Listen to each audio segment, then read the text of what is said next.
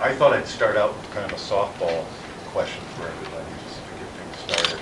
And by asking you what each of your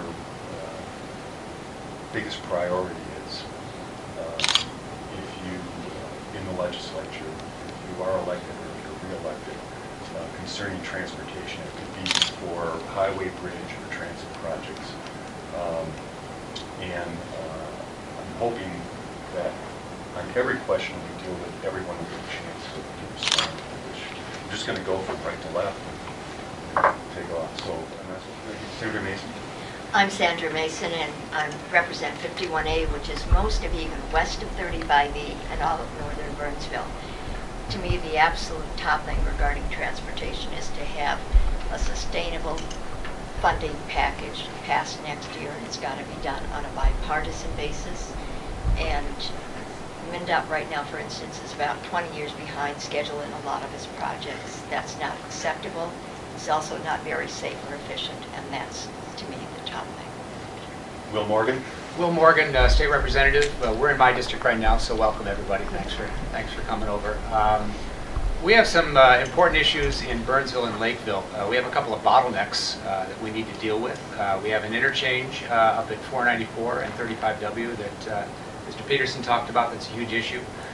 We have Lakeville coming up through into Burnsville and past the 35E exit. We actually, I know this is the 35W Solutions Alliance, but a lot of folks who live in Lakeville and Burnsville take 35E into St. Paul to work, and we've got a problem down there at the river, and once you get north of 494. So those are some big issues. I think the Orange Line, the bus rapid transit, is very important. We need to keep in mind that there needs to be a solution that works for all of the counties.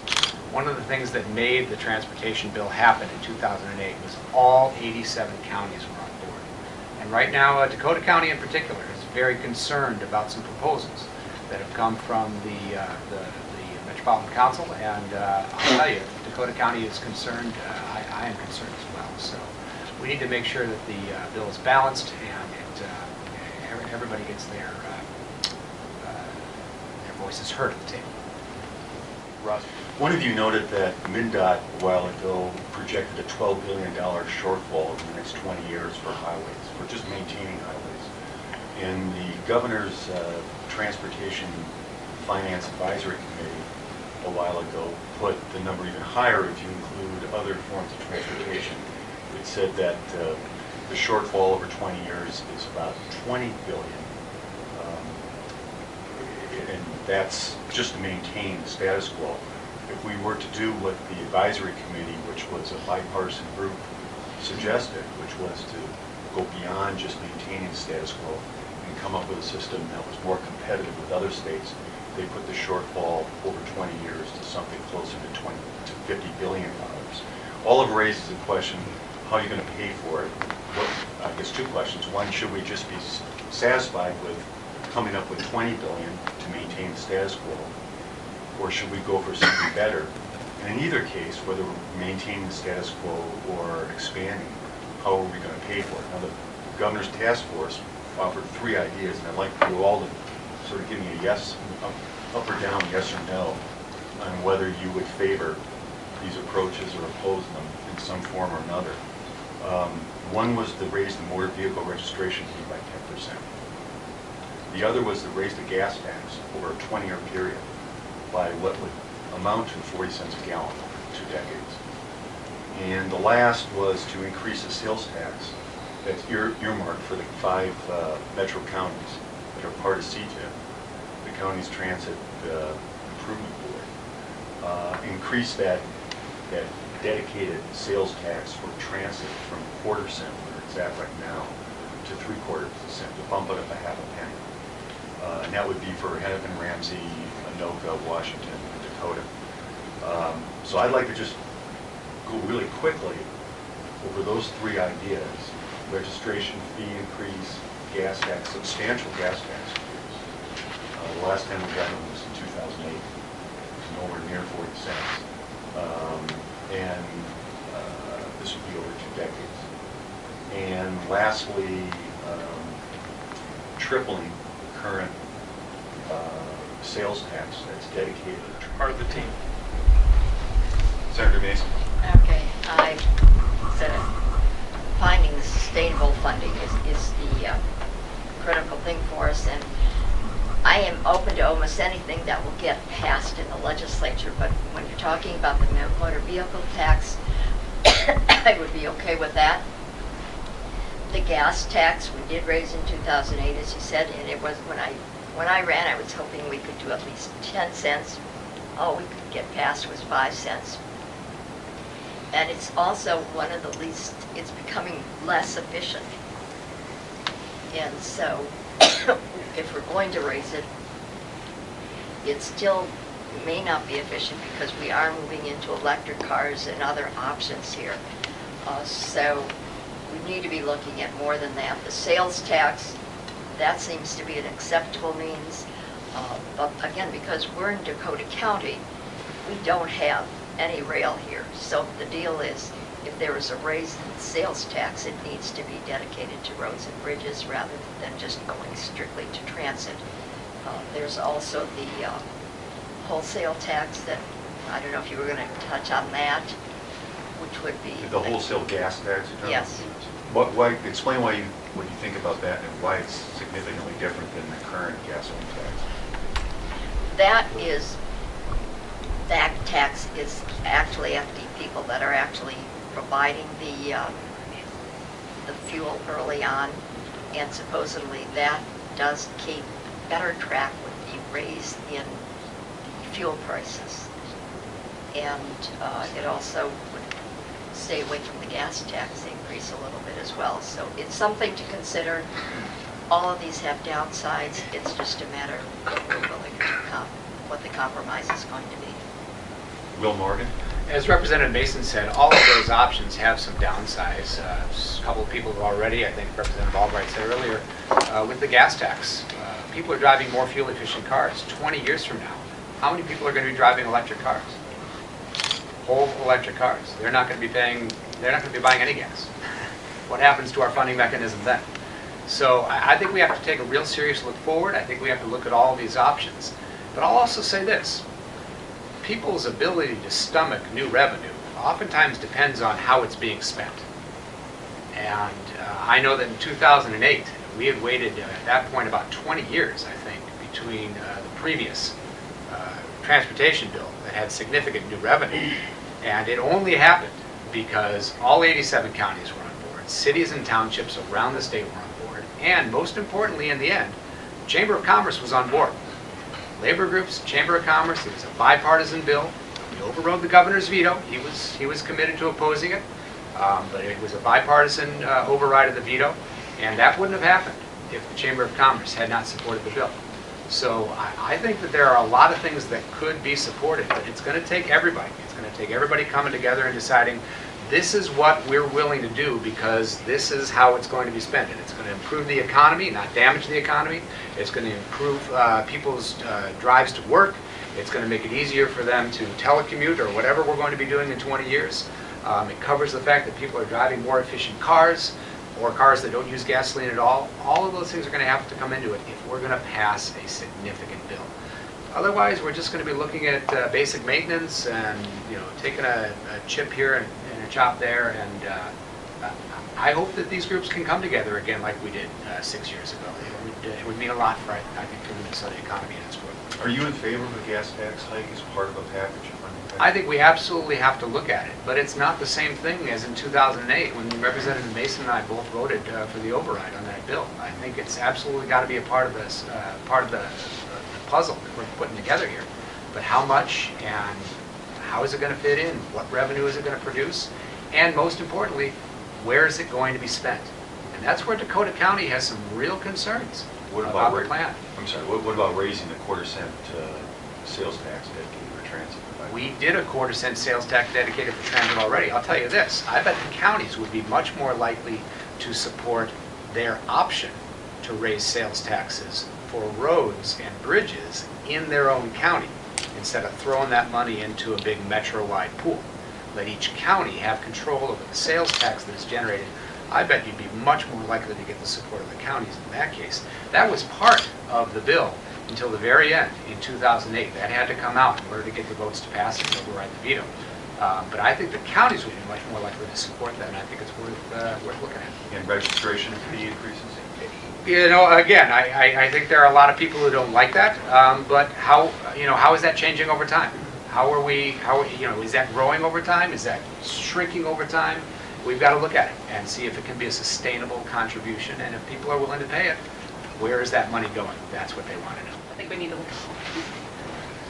Regarding the funding of transit projects, the capital expense of those, currently, as you probably know, they're funded in the 5 counties with 30% coming from CTIP, from that quarter-cent sales tax, 10% coming from the county where the project is located, and 50% coming from the feds, and the remaining 10% coming from the state. And there has been more and more reluctance in the last couple of years on the part of the legislature to kick in money for the state's 10% share. It paid 10% or roughly 10% for Central Corridor, and paid 10% roughly for Hiawatha, but it's resisting doing that for the Southwest Corridor project.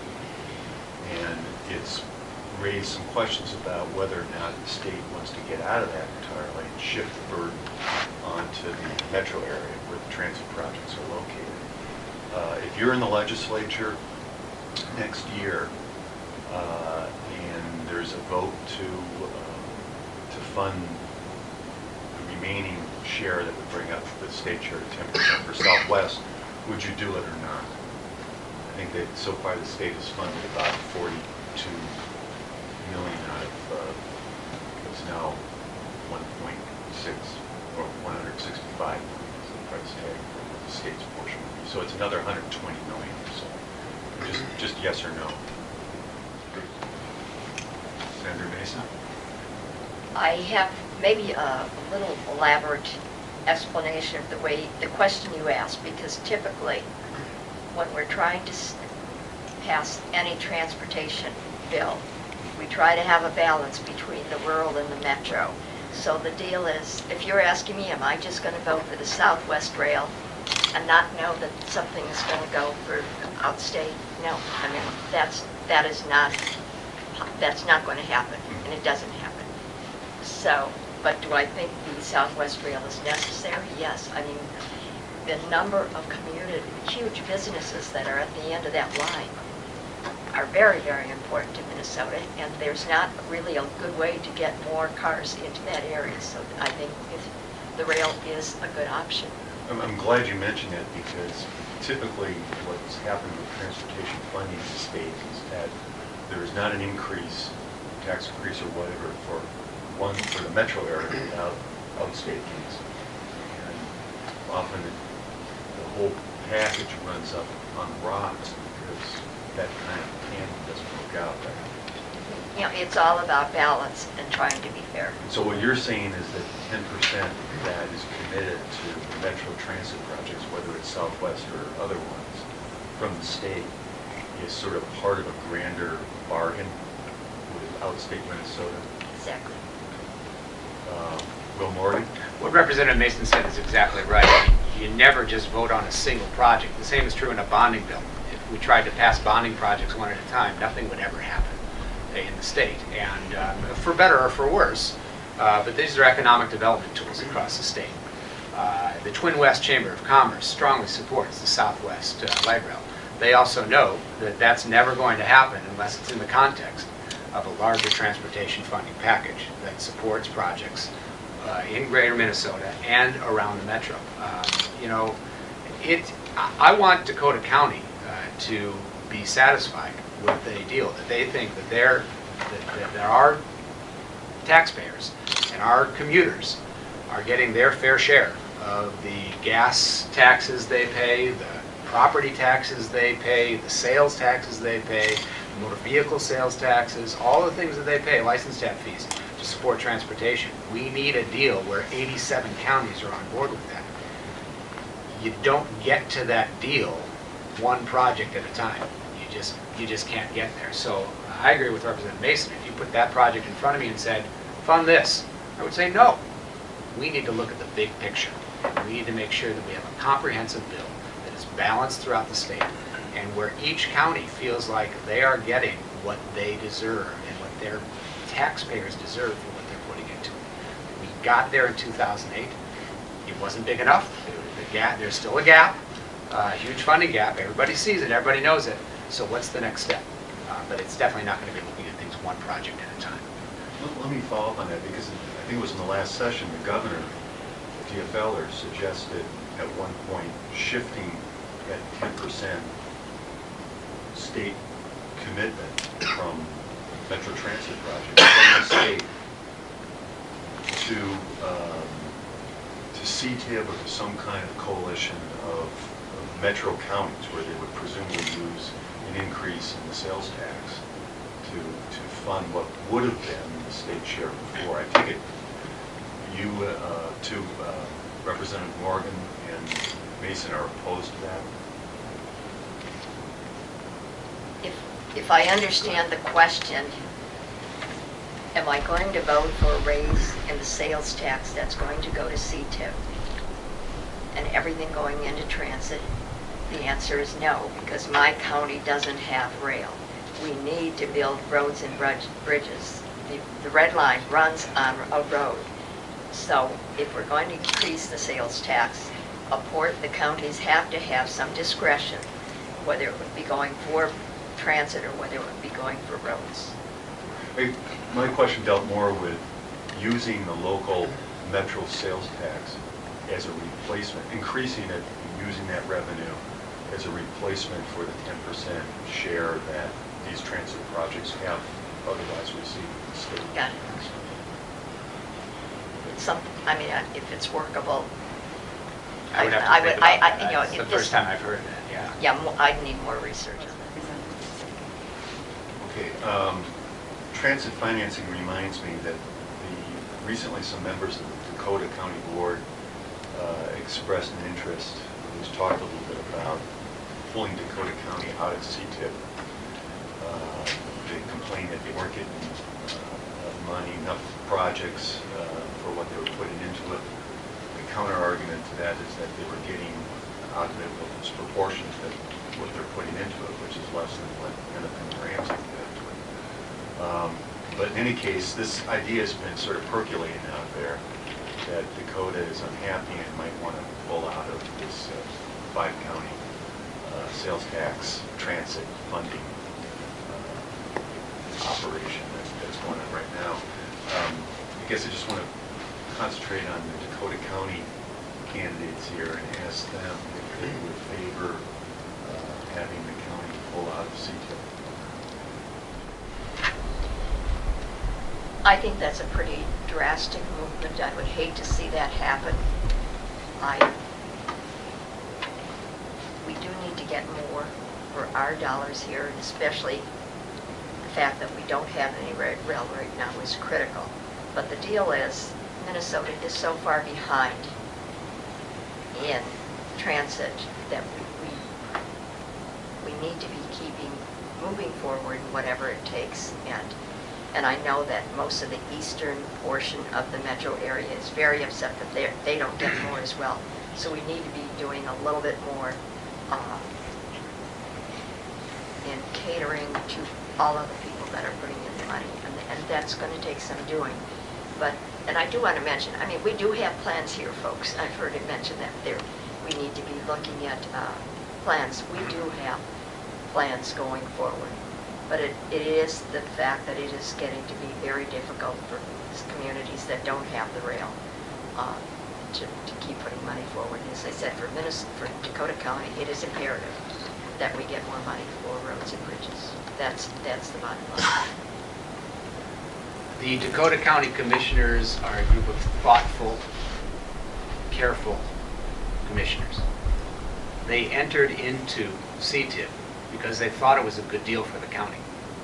If they're talking about getting out, I'm convinced that it's because they don't think it's such a good deal for the county anymore. And they have a lot of smart people working for them, and if they've run the numbers, and it's not such a good deal anymore, and they get out, I think they're making the right decision.